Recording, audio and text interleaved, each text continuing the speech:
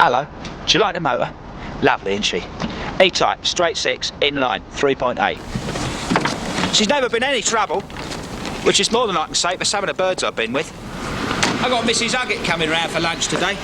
She lives at number 5 down the road there. She's been in this street since it was built, I believe. Do you know, behind all these closed doors live some of the most famous people from stage and screen from the last 40 years. You don't believe me, do you? You see that house there, number 6? Jack Nicholson lives there, when he's not in California, birding it up. Morning, Jack. You're up early. Early bird catches the worm, fella, you know what I mean? Oh, yeah. You get some nice-looking worms around here. Bet your goddamn ass. I'll be right up, Toots. Dirty little monkey, isn't he? He's like a rat up a drain pipe. Mind you, he does a nice apple crumble. I kind of haven't had a chance to get to know these people, and I see there's a little old lady called Mrs. Huggett who walks around. I try to talk to her. I couldn't understand a fucking word she was saying. Hello, Michael. Hello, love. Your garden's looking nice. Have you got my dinner ready yet, then? Now, I've got to pop down the shop and get you some nice monge too. Oh, I don't think I'd like that. Yes, you would, girl, because they're crunchy.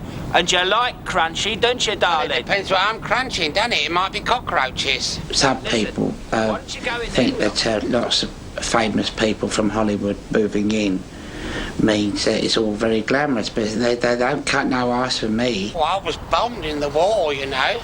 Yes, I know you were, love.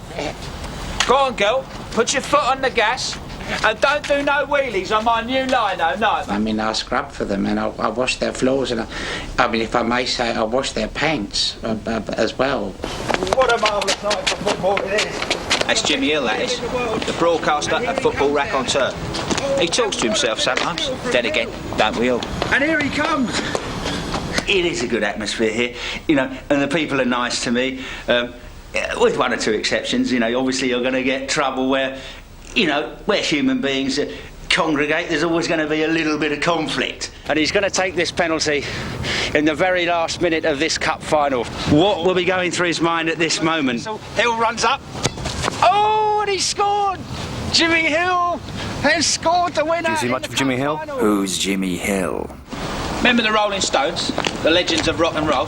One day they were touring America, and Mick turns to Keith and says, "Keith, we are starting to look old and stupid.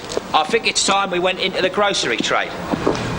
So here it is, Mick and Keith's corner shop in leafy Surbiton. Here, Keith, have you seen the date on these marshmallows? They are well past their sell-by, they're getting old. Then they're like us, man, aren't they? Here, I could do without your stupid jokes. I'm trying to run a business here, mate. Hiya, fellas. Here, what you done with all those tins of cling peaches? What you done with them? I don't know. I give up. Where are they? I said to Keith one day, you know, grocery is where it's at, you know, because I've always had this ambition, because my Uncle Stanley used to run like a hardware store, and I was always, you know, messing around there as a child, putting on the brown overcoats.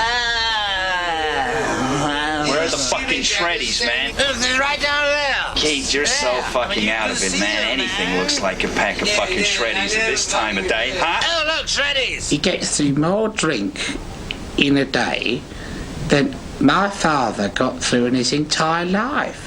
Here, you see that bloke over there digging that hole? That's Joe Pesci, that is. Do you remember him? Raging Bull, Goodfellas. Oi, Joe, what you got there? Is that a bit of mulch? What the fuck's mulch? Mulch is something that you put underneath to bed in your roses and other hardy plants.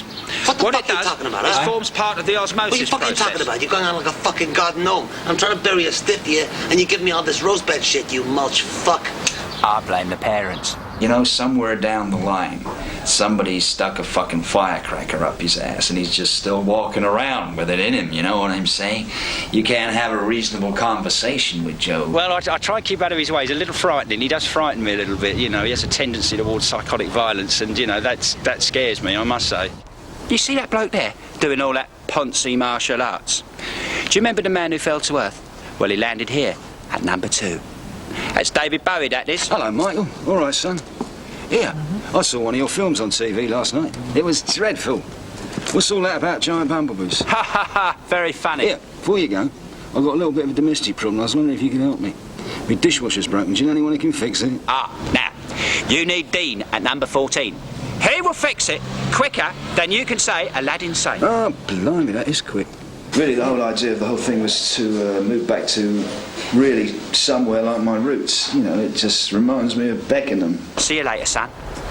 Is it me, or are you getting a little bit taller? Tell us, son. I'm very good friends with Roger Moore. And also, it's nice having Mick and Keith down the road, but I can't understand why they've opened a corner shop up. It seems a bit of a strange decision. Hello, lads. Oh, hello, Michael. What can I do for you? Mrs. Huggett is round my house for a bit of lunch, and there's two things I need. I want some munch too, and also it's her birthday tomorrow, so I want to get her a nice little surprise. Here, what about a nice new sink plunger? Or, I've got just the thing for you. A lovely new mop. Yeah, her old mop is looking a little bit ragged as it happens. Right, mop it is then. Remember Dirk Bogart, Blue Lamp, Doctor in the House, Death in Venice? You know, the one with that bloke with the Ponzi hat on.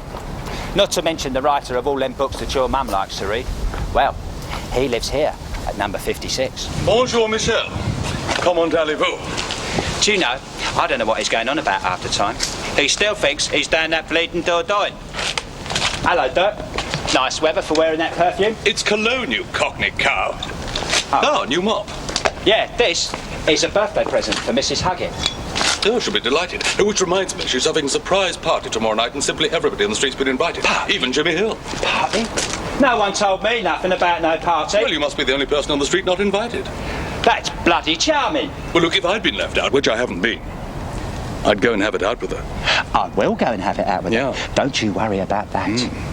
Right. And I only asked you round here so you wouldn't be lonely on your birthday, so you can take your leg of lamb and your mons too, and you can stick it right up your fat arse. You're a nasty, vindictive, boring old bitch. I'm sick and tired of your stories about the bloody war. Nobody wants to know about the bleeding war. I can't believe he emptied a bag of munch too all over. I can't believe he did that. I treated you better than I treated my own mum. I emptied your dustbins. I cleaned up your arse when you shit yourself. Nobody round there would lift a bloody finger for you. He called me awful names. He yelled. Jack told me later he heard him talking about him taking me to the lavatory and all sorts. Do yourself a favour and get out of my bloody sight. I am upset. But Michael, it's not my birthday. Hey? It was a surprise party for you. I wanted to thank you for all your kindness with my dustbin and with tiddles and with my bum, pardon me. But I understand how you feel, Michael, and I won't bother you no more. It's been very nice to know you, Michael. I won't be popping round for lunch tomorrow, because I don't want to be a burden. I never see the point of old people. They're nearly fucking dead anyways. Thank you, Joe. Sometimes life has a nasty habit of slapping you in the face. I have been slapped. Ouch. Mrs. Huggett.